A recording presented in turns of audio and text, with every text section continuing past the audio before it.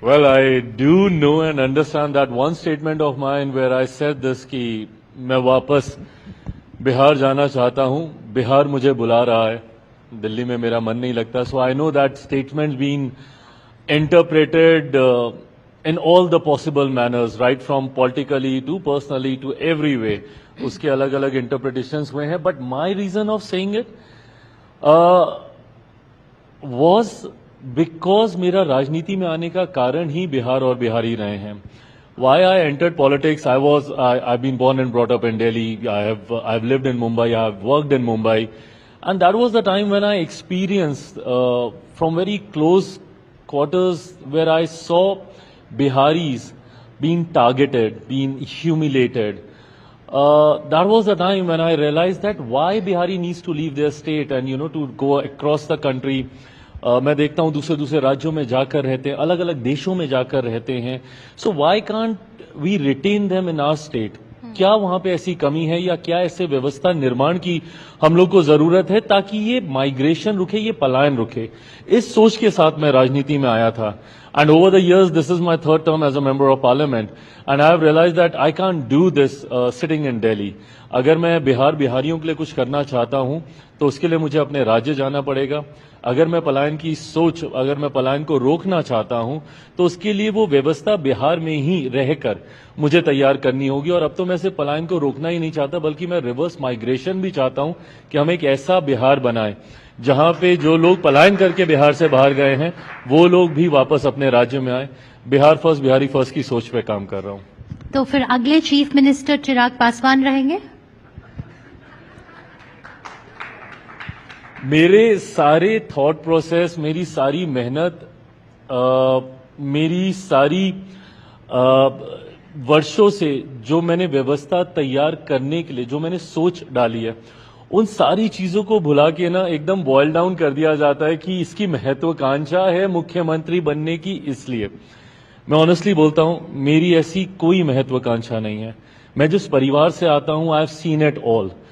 My stomach is already full. I don't have any greed left कि मुझे ये चाहिए, मुझे वो चाहिए. मैं एक ऐसे परिवार से आता हूं जहां पे मेरे नेता, मेरे पिता आदरणीय रामविलास पासवान जी ने बतौर केंद्रीय मंत्री 6 प्रधानमंत्रियों के साथ उन्होंने काम किया.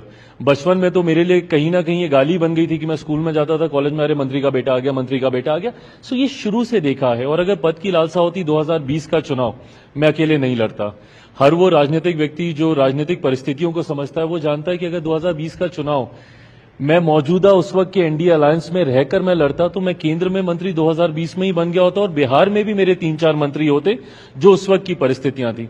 बट उस वक्त भी मैंने अपने विचारों को ही लेकर, बिहार फर्स्ट, बिहारी फर्स्ट की सोच को ही लेकर मैंने गठबंधन से अलग होने का फैसला लिया. तो ऐसे में मेरी मुख्यमंत्री बनने की या किसी पद पर जाने की कोई महत्वाकांक्षा नहीं है. मौजूदा परिस्थिति में तो वैकेंसी भी नहीं है. We already have a chief minister in place. We already have a chief minister. But we have elections coming in November, and Bihar could do with some youthful energy, something that you represent, something that a lot of your competitors also represent. You Absolutely. have Mr. Prashant Kishore, you have Mr. Kanhaiya Kumar. So there are a lot of youth leaders coming out of Bihar, promising a change in Bihar. तो उसमें आप नहीं अपना झंडा नहीं गाड़ेंगे कि आप मुझे of course, I mean, and this is good. There's a very soft generational shift in my state, which is really nice. I mean, we have always spoken and talked about the era of where my father was there, Adaniya Lalu ji was there, Nitish Kumar ji was there, Sushil Kumar Modi ji was there. So that was also an era, which was very dominant in Bihar politics for the longest time. But gradually we are seeing a generational change. We are seeing a generational shift taking place in my state, and I find this as the beauty of democracy. Where you have so many options to select from. You have a lot of young faces with young visions, with young ideas, with young ideology, and everybody is focusing to bring that change in Bihar. So I think the people of my state are very lucky to select from all of us with whomsoever that they believe in. आपके जो पिताजी थे रामविलास पासवान जी बहुत ही legendary leader रहे हैं, लेकिन वो भी हमेशा पीछे रहे, केंद्र में रहे पर स्टेट में हमेशा उन्होंने साथ दिया सीएम का, पर सीएम की पद पे नहीं आए.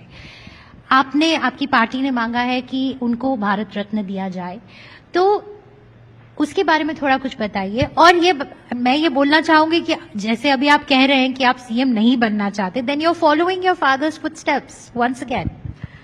देखिए, सबसे पहले भारत रत्न का आपने जिक्र किया, मैं उनका बेटा हूं। मेरा तो ये लालच रहेगा ही कि मेरे पिता को देश का सर्वोच्च सम्मान दिया जाए, बट व्यक्तिगत भावनाओं को एक तरफ रखते हुए मेरी पार्टी ने भी विधिवत तरीके से इसकी मांग रखी है सामने। और कारण है, 50 साल से ज्यादा, ओवर 5 डेकेड्स राष्ट्रीय राजनीति में उनकी एक सक्रिय भूमिका रही। जैसा मैंने कहा कि 6 प्रधानमंत्रियों के साथ, और ये अपने में एक बहुत बड़ी उपलब्धि है। इसी की वजह से उन्हें मौसम वैज्ञानिक भी कहा जाता था। बट अगर भारत की राजनीति में अगर आप राजनीतिक नब्ज को समझ पाए तो ये अपने में भी एक बहुत बड़ी कला होती है। उन्होंने वीपी सिंह जी की सरकार में बतौर केंद्रीय मंत्री काम किया, देवेगौड़ा जी की सरकार में, आई के गुजराल साहब की सरकार में, अटल बिहारी वाजपेयी जी की सरकार में, मनमोहन सिंह जी की सरकार में, और मौजूदा प्रधानमंत्री आदरणीय नरेंद्र मोदी जी के भी मंत्रिमंडल में वो बतौर केंद्रीय मंत्री उन्होंने अपनी भूमिका निभाने का काम किया। 2 बार उनका नाम Guinness book of world record में दर्ज हुआ for winning by the highest margin. ये अपने में एक बहुत बड़ी उपलब्धि। और उसके बाद जिस तरीके से सामाजिक न्याय को लेकर, सोशल जस्टिस को लेकर उन्होंने हर सरकार में एक अहम भूमिका निभाने का काम किया। आज की तारीख में शायद लोग इस बात का महत्व भी नहीं समझ पाए, बट आज जब कांग्रेस और ये तमाम नेता संविधान को लहराते हैं और बाबा साहेब का नाम लेते नहीं थकते। कल भी राहुल जी मेरे ही राज्य गए हुए थे और वहां पर जाकर वो जय भीम के नारे लगाते हुए बाबा साहेब के विचारों को वो याद कर रहे थे। ऐसे में सवाल उनसे भी बनता है कि आप जिनकी बात कर रहे हैं वो हमारे संविधान के निर्माता हैं, संविधान के रचयिता हैं, पर उनकी एक भी तस्वीर भारत की संसद में 89 तक नहीं थी। 89 तक उनकी एक भी तस्वीर भारत की संसद में नहीं थी, जबकि एक पार्टी के तो भूल जाइए, एक ही परिवार के 3-3 नेताओं की बतौर प्रधानमंत्री तस्वीर भारत की उस सेंट्रल हॉल में थी। ऐसे में आज जब ये लोग बाबा साहब का जिक्र करते हैं तो इनको ये याद होना चाहिए कि बाबा साहब की पहली तस्वीर भारत की संसद में मेरे नेता आदरणीय रामविलास पासवान जी जब वीपी सिंह जी की सरकार में श्रम एवं कल्याण मंत्री थे, उस वक्त लगाई गई थी। उस वक्त बाबा साहब को भारत रत्न दिया गया था। तो जो लोग आज इन तमाम बातों को लेकर राजनीति करते हैं, बस उनको सिर्फ मैं बताना चाहता हूं कि मेरे पिता हैं, उनके योगदान को तो मैं सर्वोच्च रखूंगा ही, बट मेरे नेता हैं और उन्होंने देश के लिए ये तमाम ऐसे कार्य किए हैं जिन्होंने सामाजिक न्याय की व्यवस्था को मजबूत करने का काम किया। इसीलिए भारत रत्न की हम लोग मांग करते हैं। बट आपका जो पहला प्रश्न था कि मैं अगर बिहार नहीं जाऊंगा तो कारण वही होगा कि पापा भी यहीं पे थे। मैं बिहार जाऊंगा, बट बिहार किसी पद की लालच में मैं जाऊं, कतई नहीं। बिहार में बिहार फर्स्ट, बिहारी फर्स्ट की सोच को कैसे धरातल पर उतार पाऊं, इस व्यवस्था के निर्माण के लिए जाऊंगा। बिहार ऐसा स्टेट है जो कि नालंदा यूनिवर्सिटी के लिए जाना चाहता था। हमारे पहले प्रेसिडेंट डॉक्टर राजेंद्र प्रसाद जी बिहार से हैं। तो वहां से अब जो बिहार की बात होती है, अब बात होती है करप्शन, अब बात होती है खराब सड़कें, अब बात होती है कि बिहार में काम करना बहुत मुश्किल है, इंडस्ट्रियलाइजेशन बहुत पुअर है। तो आपका क्या विजन है बिहार के लिए, और आप कैसे, जो आपसे पहले नीतीश कुमार जी हैं, उससे पहले जो जितने भी चीफ मिनिस्टर्स रह चुके हैं, वो चेंज लाए हैं, पर जिस डिग्री पे चेंज होना चाहिए था, जिस स्केल पे चेंज होना चाहिए था, वो नहीं आ पाया है। तो आप क्या चेंज लाएंगे, आपकी क्या विजन है बिहार के लिए? मेरे बिहार का एक गौरवशाली इतिहास रहा है and I feel so proud when I से दिस कि बिहार एक ऐसी धरती रही है जो कई मायनों में जनक रही है अलग अलग क्षेत्रों में व्यवस्था निर्माण को लेकर। नालंदा यूनिवर्सिटी का आपने जिक्र किया, शिक्षा के क्षेत्र में मेरे प्रदेश की पहचान तब थी जब देश तो भूल जाइए, दुनिया में किसी ने शिक्षा के महत्व को नहीं समझा था। दूसरे देशों से लोग आते थे नालंदा में शिक्षा तालीम हासिल करने के लिए। ऐसे में जब बिहार की गिरती शिक्षा व्यवस्था का जिक्र होता है, मुझे तकलीफ होती है। एक से एक महापुरुषों की धरती रही है, जो लोग आस्था भी रखते हैं उनसे भी जुड़े हुए एक से एक महापुरुष।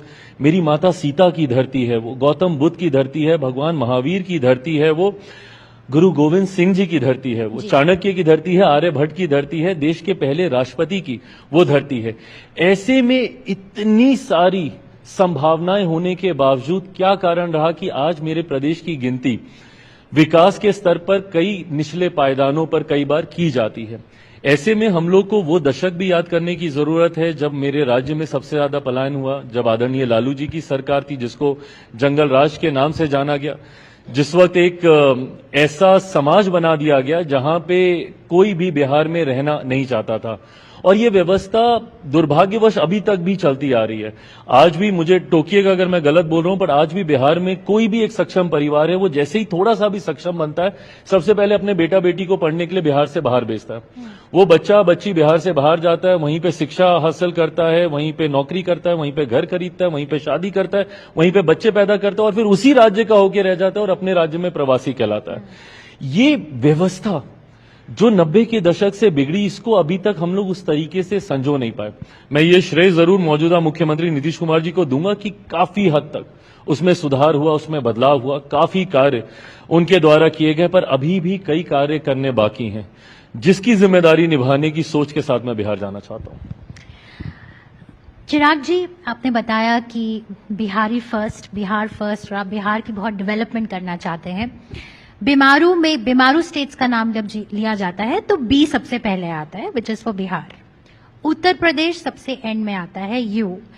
उस स्टेट में बहुत काम किया जा रहा है। अगर आप कोई चीफ मिनिस्टर देखते हैं जो कि आप अपना रोल मॉडल समझते हैं, तो कोई सीएम है जो आपके जहन में आते हैं कि अगर आपको लगता है उनको देख के जो इन्होंने अपने स्टेट में किया है, वैसा ही काम मैं अपने स्टेट में करना चाहूंगा?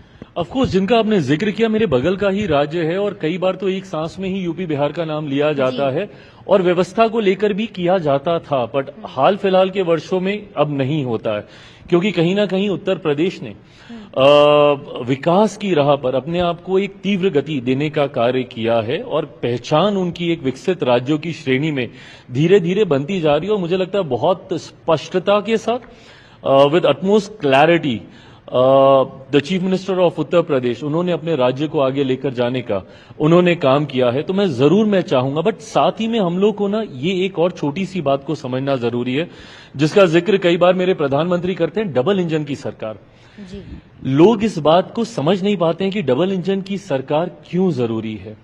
ये उत्तर प्रदेश उसका सबसे खूबसूरत उदाहरण है, और मेरा बिहार भी उसका उतना ही खूबसूरत उदाहरण है, क्योंकि for the longest time Bihar में विरोधाभास की सरकारें रही।